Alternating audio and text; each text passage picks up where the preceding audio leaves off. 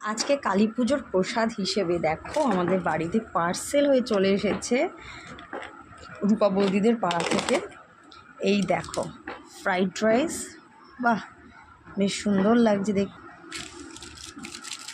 আর এখানে অবশ্যই আছে আলুর দম, ওটা খুলে দেখাই। মানে মায়ের প্রসাদ যদি বাড়িতে পার্সেল হয়ে চলে আসে সেটার থেকে আর খুশি যেন মনে আর অন্য কিছু হওয়া যায় না, তাই না? তো সেই হিসেবেই আজকে ঠাকুর দেখতে বেরিয়েছিলাম, সেখানে পেয়েছি চুরি প্রসাদ দিয়েছিল সেখান থেকে, সেটা বাড়ি নিয়ে এসেছিলাম, খেয়েছিলাম। এবং তারপরে রাত্রিবেলায় এই এখন একটু আগে দিয়ে গেল রূপা বৌদিদের পাড়া, মানে আমাদের পিছনের পাড়া থেকে দিয়ে গেল এই যে ফ্রাইড রাইস, এ দেখো আলুর দম, ওয়াও ফ্রাইড রাইস আলুর দম, আর এই দেখো হচ্ছে পায়েস। আশা করি এতে পায়েসই হচ্ছে, আমি কিন্তু গেস করে বললাম। বাহ, আমার খুব খুশি হয়েছি। ওরা যেই প্রসাদটা আমাদের বাড়িতে এসে দিয়ে গেছে এর জন্য আমি খুব খুশি হয়েছি।